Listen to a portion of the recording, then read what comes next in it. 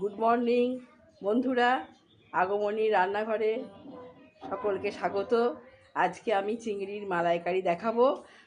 বাজার থেকে আনা হয়েছে 500 গ্রাম চিংড়ি মাছ। তোমরা দেখো এরপর আমি কি করি। বন্ধুরা, চিংড়ি মাছ কাটা তোমাদেরকে দেখাচ্ছি। এইভাবে কাটতে হয়।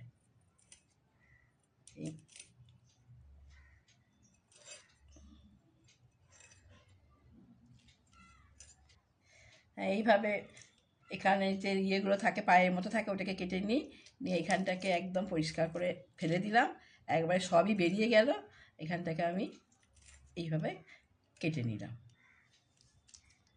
এইভাবে মাছগুলোকে আমি একটা একটা করে কেটে নেব। চিংড়ি মাছগুলো আমি এবার নুন হলুদ দিয়ে ভালো করে ভেজে নিচ্ছি। চিংড়ি মাছটা বেশি ভাজে না, তা আমি তাও ভেজে নিচ্ছি। মালাইকারির জন্য লাগছে পেঁয়াজ, কড়াইয়ে তেল দেওয়ার পর পেঁয়াজ কুচি, তেজপাতা, শুকনো লঙ্কা, এখানে আছে ছোটো এলাচ, লবঙ্গ, দারচিনি,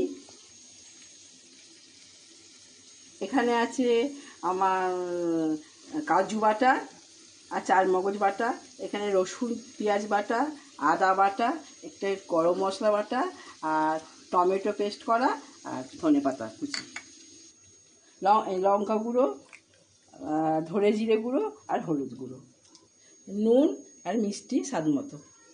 বন্ধুরা, আমি মাছ ভাজার তেল বা আরও একটু অন্য তেল দিয়ে দিয়েছি, সরষের তেল দিয়ে একটু মিষ্টি দিচ্ছি।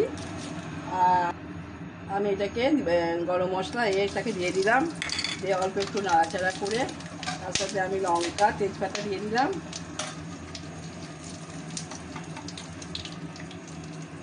এরপর আমি পেঁয়াজটা ভাজবো।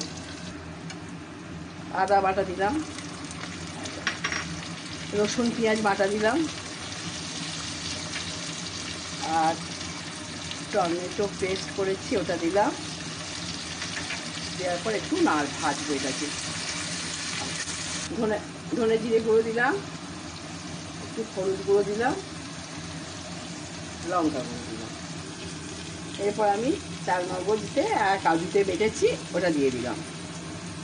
কারণ আজকে আমার নারকেল নেই, তাই নারকেলের বাটা দিতে পারলাম না।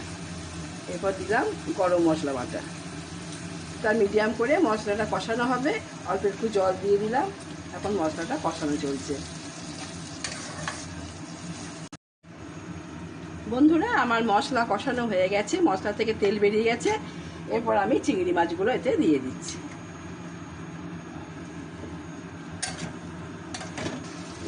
বন্ধুরা, নারকেলের দুধ মাস্ট দিলে খুব ভালো হয়। আজকে আমি না পাওয়ার জন্য দিতে পারিনি। এই সময় তোমরা যখন করবে, এই সময়টা তখন দুধটা অ্যাড করে দিতে পারো। বন্ধুরা, আমি রান্নাটা মিডিয়াম আঁচেই করছি, নাহলে ধরে গেলে গন্ধ ছেড়ে যাবে। এরপর আমি জল দেবো।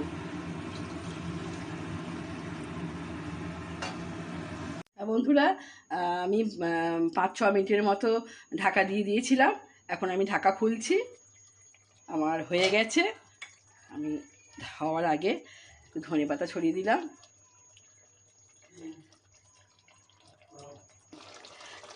দেখতেই পাচ্ছ লাইটের জন্য কতখানি তোমরা বুঝতে পারছো আমি জানি না। আমার সুন্দর লাল কালার চলে এসেছে, জিনিসটা আমার হয়েও গেছে। আমি গ্যাস অফ করে দিলাম, দিয়ে আমি ঢাকা দিয়ে দিলাম। হ্যালো বন্ধুরা, আমার চিংড়ির মালাইকারি রেডি। তোমরাও আমার মতো করে করো, আশা করি তোমাদের ভালো লাগবে। আবার আমি আসবো অন্য রেসিপি নিয়ে।